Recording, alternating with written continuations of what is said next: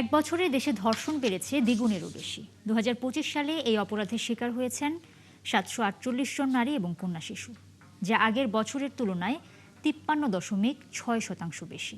সোমবার এই পরিসংখ্যান তুলে ধরে বাংলাদেশ মহিলা পরিষদ। সংবাদ সম্মেলনে সংগঠনটির সভাপতি ফৌজিয়া মুসলিম বলেন, নৈতিক স্থলন হলে কারো সংসদ সদস্য পদে থাকা উচিত নয়। শাহরিয়ার ইমতিয়াজের প্রতিবেদনে বিস্তারিত। নারী ও কন্যাদের নির্যাতনের চিত্র তুলে ধরতে এই সংবাদ সম্মেলনের আয়োজন করে বাংলাদেশ মহিলা পরিষদ। এখানে তুলে ধরা হয় বিগত বছরের নারী ও কন্যা শিশু নির্যাতনের গবেষণাভিত্তিক সমীক্ষা। ১৪টি জাতীয় দৈনিক পত্রিকাকে বিশ্লেষণ করে সংগঠনটি জানায়, ২০২৫ সালে নারী ও কন্যা শিশু নির্যাতনের সংখ্যা ছিল ২,৮০৮টি, যা ২০২৪ সালের তুলনায় ২৮৩টি বেশি। সংগঠনটি আরও জানায়, সবথেকে বেশি বেড়েছে ধর্ষণের সংখ্যা। যেখানে ২০২৪ সালে ধর্ষণের সংখ্যা ছিল ৪৮৭টি, সেটি 2025-এ বেড়ে দাঁড়ায় ৭৪৮টি। সাধারণ নির্যাতন এখন সরাসরি হচ্ছে হত্যায় রূপ নিচ্ছে, কারণ আমরা দেখতে পাচ্ছি যে হত্যার মাত্রাটা অনেক বেশি।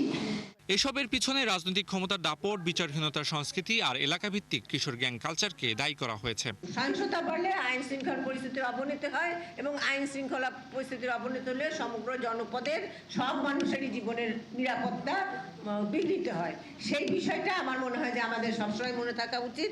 তিনি আরো বলেন, কারো চারিত্রিক স্খলন হলে তিনি সংসদ সদস্য পদে থাকতে পারেন না। আমাদের সংসদ ভিন দেশে যে টুকরা টুকরা লাশ হয়ে পড়বেন সেরকম সংসদও চাই না।